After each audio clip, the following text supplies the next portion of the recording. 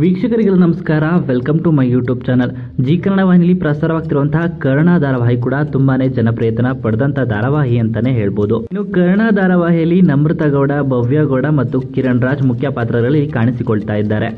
ಇನ್ನು ಕರ್ಣ ಧಾರಾವಾಹಿಯ ಕಥೆಯಲ್ಲಿ ಒಂದು ದೊಡ್ಡ ಟ್ವಿಸ್ಟ್ ಅಂತೂ ಇದ್ದೇ ಇದೆ. ಕರ್ಣ ಯಾರ ಪಾಲಾಗ್ತಾನೆ ಅನ್ನೋದೇ ದೊಡ್ಡ ಟ್ವಿಸ್ಟ್ ಅಂತಾನೆ ಹೇಳ್ಬೋದು. ಒಂದ್ ಕಡೆ ನಿಧಿ ಕರ್ಣನನ್ನೇ ನಾನು ಮದುವೆ ಆಗೋದು ಅಂತ ಸಾಕಷ್ಟು ಕನಸುಗಳನ್ನ ಹೊತ್ತುಕೊಂಡು ಕಾಯ್ತಿದ್ದಾರೆ. ಇನ್ನೊಂದು ಕಡೆ ನಿತ್ಯ ಹಾಗೂ ತೇಜಸ್ ಅವರ ನಿಶ್ಚಿತಾರ್ಥ ನಡೆದಿದ್ರು ಕೂಡ ಈಗ ಮದುವೆ ಮುರಿದು ಬೀಳುವಂಥ ಸಾಧ್ಯತೆ ಜಾಸ್ತಿನೇ ಇದೆ. ಇನ್ನು ಹಬ್ಬದ ಸಂಭ್ರಮದಲ್ಲಿದ್ದಂತಹ ನಿತ್ಯ ಮನೆಗೆ ತೇಜಸ್ ಕೂಡ ಬಂದಿದ್ದಾರೆ. ತೇಜಸ್ ಫೋನ್ನ ನಿತ್ಯ ಕೂಡ ಯೂಸ್ ಮಾಡುವಂತಹ ಸಂದರ್ಭದಲ್ಲಿ ಟಿಕೆಟ್ ಬುಕ್ ಆಗಿರೋದನ್ನ ಕೂಡ ನೋಡ್ತಾರೆ ನಿತ್ಯ ಅವರು. ಆ ಸಂದರ್ಭದಲ್ಲಿ ತೇಜಸ್ ಏನಿದು ಟಿಕೆಟ್ ಮುಂಚೆನೆ ಬುಕ್ ಆಗಿದೆ ಅಂತ ಕೂಡ ಪ್ರಶ್ನೆನ ಮಾಡ್ತಾರೆ. ತೇಜಸ್ ಅಲ್ಲಿ ಸತ್ಯವನ್ನ ಮುಚ್ಚಿಡೋದಕ್ಕೆ ನೋಡ್ತಾರೆ, ಆದರೆ ನಿತ್ಯ ಬಿಡೋದಿಲ್ಲ. ಏನೇ ಇದ್ರು ಹೇಳು ಅಂತ ಕೂಡ ಕೇಳ್ತಾರೆ. ಟಿಕೆಟ್ ಮುಂಚೆನೆ ಬುಕ್ ಆಗಿದ್ರು ಕೂಡ ಕರ್ಣ ಅವರು ಯಾಕೆ ಹೇಳಿದ್ರು ಅನ್ನೋ ಗೊಂದಲ ನಿತ್ಯಗೆ ಶುರುವಾಗುತ್ತೆ. ಅದೇನಾಯ್ತು ಅಂತ ತೇಜಸ್ ಅವರೇ ಗೊಂದಲದಲ್ಲಿ ಉತ್ತರವನ್ನ ಹೇಳಕ್ ಹೋಗ್ತಾರೆ.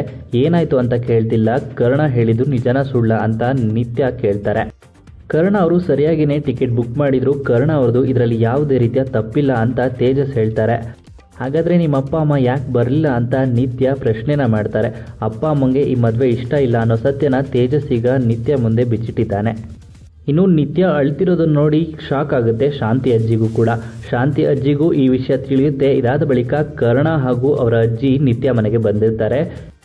ಯಾಕಪ್ಪ ಕರ್ಣ, ಗೊತ್ತಿದ್ದು ಸುಮ್ಮನಾಗ್ಬಿಟ್ಯಾ, ಈ ವಿಷಯನ ನನ್ನಿಂದ ಯಾಕೆ ಮುಚ್ಚಿಟ್ಟೆ ಅಂತ ಪ್ರಶ್ನೆನ ಮಾಡ್ತಾರೆ ಕರ್ಣನಿಗೆ ಶಾಂತಿ ಅಜ್ಜಿಯವರು. ಅವರ ಅಪ್ಪ ಅಮ್ಮ ಮದುವೆಗೆ ಒಪ್ಪಿಲ್ಲ ಅನ್ನೋ ವಿಷಯನ ನಿನ್ನ ಮನಸ್ಸಲ್ಲೇ ಇಟ್ಕೊಂಡು ಯಾಕೆ ಸುಮ್ಮನಿದ್ದೆ ಅಂತಲೂ ಕೂಡ ಪ್ರಶ್ನೆನ ಮಾಡ್ತಾರೆ.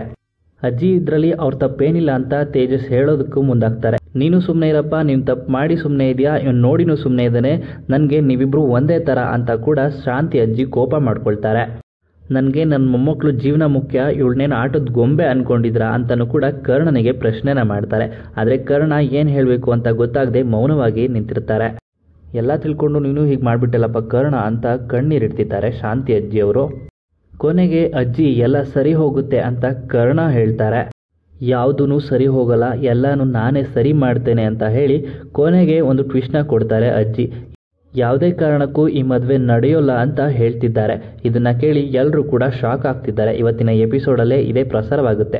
ಇನ್ನು ಈ ವಿಡಿಯೋ ನಿಮ್ಗೆ ಇಷ್ಟವಾಯಿತು ಅಂದರೆ ವಿಡಿಯೋಗೆ ಲೈಕ್ ಮಾಡಿ. ಕರ್ಣ ಧಾರಾವಾಹಿಯ ಇನ್ನಷ್ಟು ಹೆಚ್ಚಿನ ವಿಡಿಯೋಗಳಿಗಾಗಿ ನಮ್ಮ ಚಾನಲ್ಗೆ ಸಬ್ಸ್ಕ್ರೈಬ್ ಮಾಡಿ.